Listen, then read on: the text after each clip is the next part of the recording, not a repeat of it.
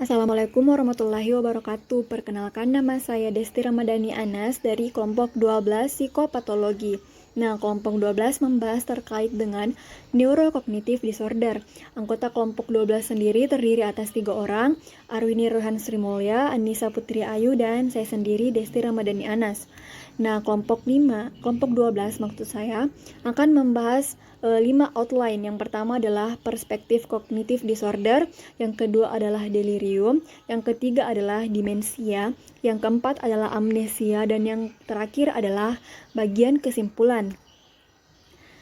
Nah, yang pertama adalah perspektif tentang cognitive disorder atau gangguan kognitif yang akan dibahas oleh saya sendiri. Nah, penelitian tentang otak dan perannya dalam psikopatologi telah meningkat dengan pesat. Misalnya terkait dengan perubahan yang relatif halus dalam sistem neurotransmitter yang dapat mempengaruhi suasana hati, kognisi, dan perilaku secara signifikan.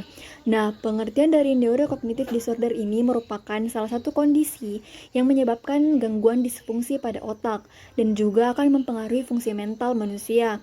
Nah, neurocognitive disorder ini juga biasa disebut dengan istilah sindrom otak organik. Selanjutnya adalah bagian demensia. Nah, perspektif tentang gangguan kognitif di sini menyinggung sedikit tentang demensia.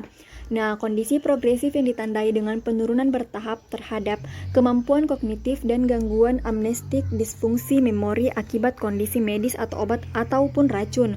Nah, gangguan mental organik ini berhubungan dengan suasana hati, kecemasan, kepribadian, halusinosis, dan gangguan delusi. Selanjutnya, neurocognitive disorder juga didefinisikan sebagai gangguan kemampuan kognitif yang meliputi ingatan, perhatian, persepsi, dan pemikiran. Nah, selanjutnya adalah delirium. Nah, delirium ini merupakan gangguan yang dikenal dengan sebutan igauan. Nah, ditandai dengan adanya gangguan pada kesadaran dan kognisi yang berlangsung selama beberapa jam atau hari. Nah, adapun kriteria dari delirium ini sendiri merupakan yang pertama adalah gangguan kesadaran, di mana kesadaran ini sedikit berkurang atau sedikit terganggu. Penderitanya itu kesadarannya berkurang terhadap lingkungannya. Nah, yang kedua adalah perubahan kemampuan kognitif seperti daya ingat. Selanjutnya adalah daya ingat. Biasa juga kemampuan bahasa yang terjadi dalam waktu yang singkat dan diakibatkan oleh kondisi medis umum. Nah, yang ketiga adalah meningkatnya penggunaan obat-obatan seperti ekstasi, metilenodeoksimetafetamin yang menjadi perhatian khusus karena obat tersebut berpotensi menghasilkan delirium. Nah, yang keempat adalah mengigau. Mengigau ini dapat disebabkan oleh penggunaan obat yang tidak tepat.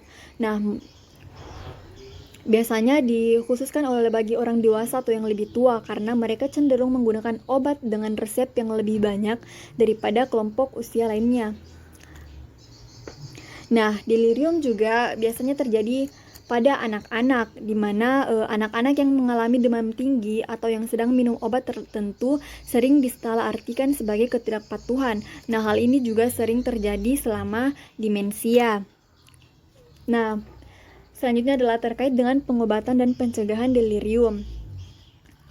Nah, pengobatan delirium yang biasa disebabkan oleh penghentian alkohol atau obat lainnya biasanya diobati dengan obat haloperidol atau obat antipsikotik lainnya yang membantu menenangkan individu, infeksi atau cedera otak dan tumor.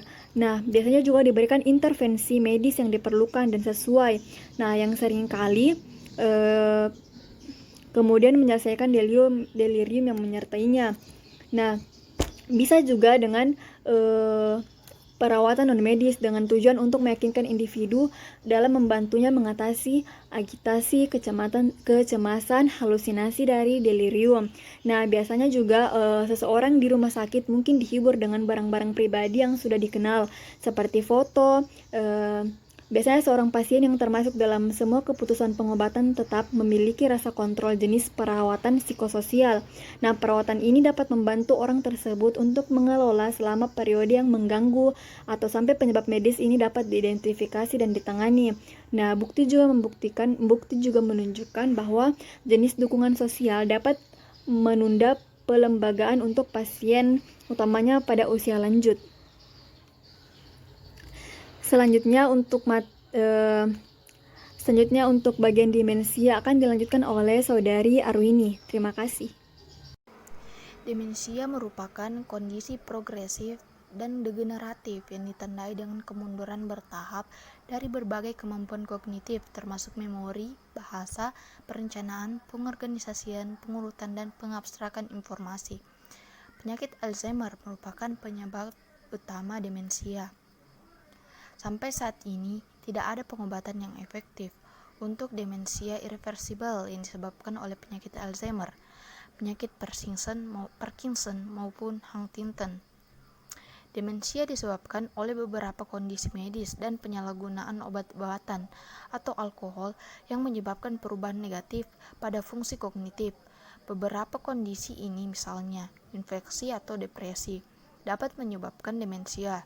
Meskipun seringkali dapat disembuhkan melalui pengobatan kondisi primer, beberapa bentuk kelainan seperti penyakit Alzheimer saat ini tidak dapat disembuhkan. Terdapat 5 kelas demensia berdasarkan etiologi yang telah diidentifikasi, yaitu sebagai berikut. Yang pertama ada demensia tipe Alzheimer, di mana demensia ini termasuk beberapa defisit kognitif yang berkembang secara bertahap. Yang dominan adalah gangguan memori, orientasi, penilaian, dan penalaran. Penderita penyakit Alzheimer melupakan peristiwa penting atau kehilangan benda mereka. Minat mereka pada aktivitas non-rutin akan cenderung kehilangan minat, termasuk pada orang lain, dan akibatnya menjadi lebih terisolasi secara sosial. Seiring perkembangan gangguan, mereka bisa menjadi lebih gelisah, bingung, depresi, cemas, atau bahkan agresif. Orang dengan demensia tipe Alzheimer juga menunjukkan satu atau lebih gangguan kognitif lainnya, termasuk apraksia, dan agnosia, di mana afasia merupakan kesulitan dengan bahasa, apraksia merupakan gangguan fungsi motorik, kemudian agnosia merupakan kegagalan dalam mengenali objek. Kemudian ada kesulitan dengan aktivitas seperti perencanaan, pengorganisasian, pengurutan, atau mengabstraksi informasi. Kemudian ada demensia vaskular, di mana merupakan gangguan otak progresif yang merupakan penyebab umum demensia yang disebabkan ketika pembuluh darah di otak tersumbat atau rusak dan tidak lagi membawa oksigen dan nutrisi ke area tertentu di jaringan otak. Kerusakan akan terjadi tanda-tanda neurologis tertentu dari kerusakan jaringan otak seperti kelainan dalam berjalan atau kelemahan pada anggota badan. Timbulnya demensia vaskular biasanya lebih mendadak daripada timbulnya jenis Alzheimer, mungkin karena kelainan tersebut disebabkan oleh stroke yang menyebabkan kerusakan otak dengan segera. Kemudian ada demensia karena kondisi medis umum lainnya. Dalam DSM-4 tercantum beberapa jenis demensia lain dengan penyakit atau penyebab yang lebih spesifik. Di antaranya ada trauma kepala, ada penyebabnya HIV tipe 1, kemudian ada afasia, ada Parkinson, Huntington, dan penyakit Pick. Yang terakhir ada Creutzfeldt-Jakob. Kemudian ada demensia persisten dengan diinduksi zat.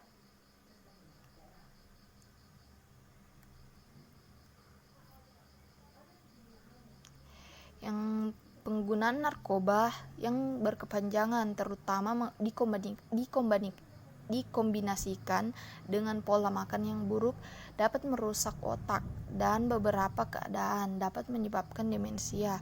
DSM-4 mengidentifikasi beberapa obat yang dapat menyebabkan gejala demensia, termasuk alkohol, inhalin seperti lem atau bensin, dan obat penenang hipnotik, dan anksiolitik. Obat-obatan ini menimbulkan ancaman karena menimbulkan ketergantungan.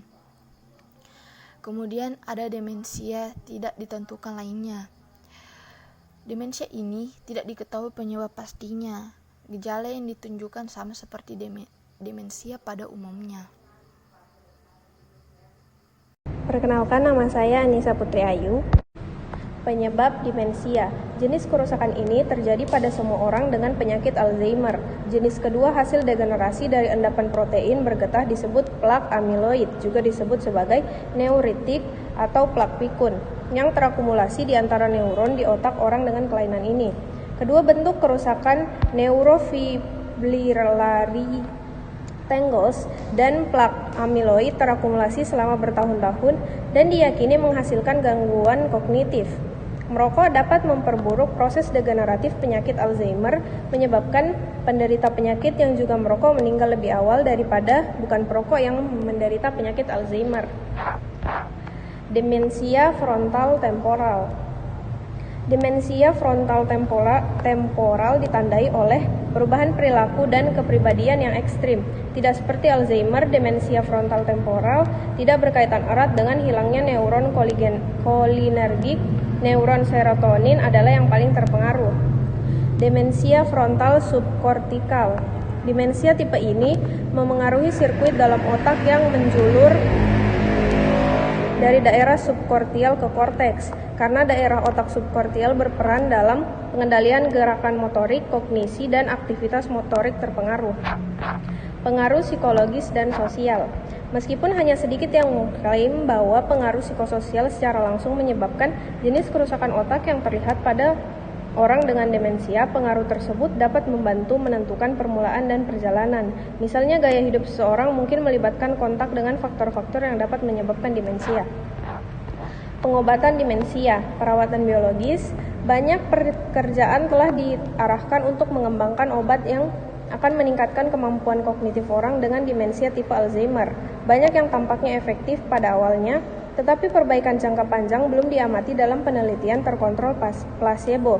Beberapa obat disebut penghambat kolinesterase memiliki dampak sederhana pada kemampuan kognitif pada beberapa pasien dan termasuk donepezil atau Aricept, rivastigmine atau Exelon, dan galantamine atau Reminil, dan yang terakhir takrin hidroklorida atau Perawatan psikososial.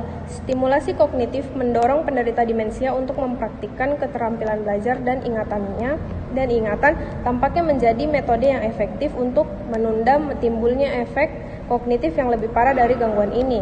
Aktivitas ini termasuk permainan kata, tes memori wajah terkenal dan akrab, dan latihan dengan angka, misalnya berapa banyak uang kembali yang akan diterima dari pembelian. Pencegahan demensia yang pertama adalah mengontrol tekanan darah, dan yang kedua adalah menjalani kehidupan fisik dan sosial yang aktif. Yang terakhir adalah gangguan amnestik. Defisit utama gangguan amnestik tampaknya adalah ketidakmampuan untuk mentransfer informasi seperti daftar yang baru saja kita gambarkan ke dalam memori jangka panjang, yang dapat mencakup menit, jam, atau tahun. Gangguan dalam ingatan ini disebabkan oleh efek fisiologis dari suatu kondisi medis seperti trauma kepala atau efek jangka panjang dari suatu obat. Kesimpulan, gangguan neurokognitif merupakan gangguan yang dipengaruhi oleh rusaknya atau kelainan yang terjadi pada fungsi saraf seorang individu, di mana diantaranya terdiri dari delirium, demensia, dan amnesia yang disebabkan oleh banyak faktor penyebabnya dan banyak faktor tipenya yang sudah dijelaskan dalam makalah.